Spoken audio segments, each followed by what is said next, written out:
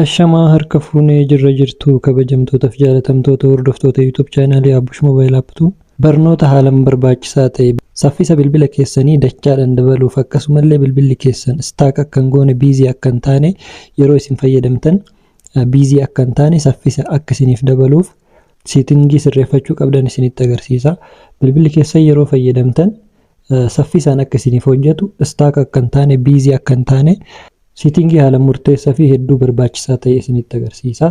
Saffisa bilbila keessanii dabaluudhaaf bilbilli keessan yeroo fayyadamtan stack akka hin goone akkasumallee biizii akka isin jalaa hin taane saffisa bilbila keessanii haala kamiin akka dabalachuu dandeessan isinitti agarsiisa.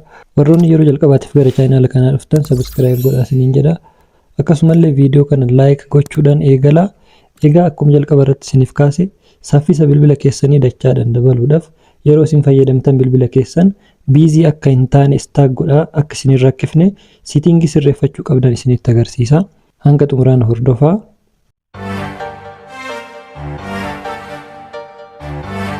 Jalqaba irratti gara seetingii bilbila keessanii ni seentu.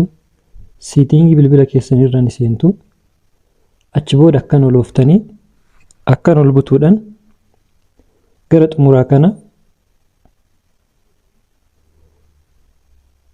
about kan jedhu kanarra dhuftanii about kan jedhu kanarratti kilik gootu. Ammas akkan ol butuudhaan software information kan jedhu kun ni jira. Isarratti kilik ni gootu. Achi booda build number kan jedhu kana al torba walirra rukuttu. Build number kan jedhu kana al torba walirra rukuttan haala kanaan al torba yoo isin walirra rukuttan al torba walirra rukuttanii uf duuba deebitu. Uf duuba deebitanii akkana ol buttan seetingii dabalataa asitti argattan. Developer option kan jedhu kana. Developer option kan jedhu kana tuquudhaan irra dabarfattu. Achi booda akkana ol oofuudhaan akkana ol harkiftanii akkana ol ooftanii window animation scale kan jedhu barbaaddan. Window animation scale kan jedhu barbaaddanii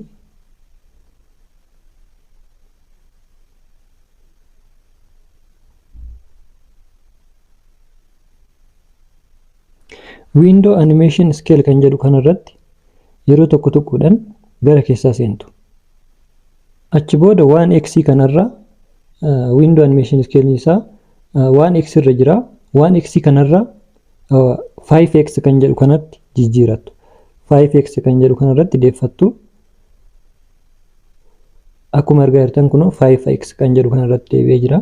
Transaction animation scale kan jedhu kana isarrallee kilik gootanii inni kunis akkuma argaa jirtan animation scale isaa 1x irra jira. 1x irraa gara 5x kan jedhu kanarratti deeffattu jechuudha. 5x kan jedhu kanarratti kilik yeroo isin gootan 5x irratti haala kanaan irratti deeffattan jechuudha. Ammas kan itti aanu kan sadaffaa irratti argamu kana animato duration scale kan jedhu kana isallee kilik irratti gochuudhaan akkuma jalqaba irratti isinitti agarsiise 1x irraa gara 5x tti jijjiirattu jechuudha. Haala kanaan 1x irraa gara 5x jijjiirattu jechuudha. Haala kanaan seetingii kanneen yoo sirreeffattan bilbilli keessan stack isin jalaa hin godhu. Akkasumallee saffisa isiniif dabala. Haala kanaan itti gargaarama. Akkasumallee viidiyoo kana like share waliif godhaa isiniin jedha. Haala kanaan itti gargaarama isiniin jedha. Hanga barnoota kutaattaan walitti deebinutti nagayaan tura. Turtii gaarii isiniif haa ta'u.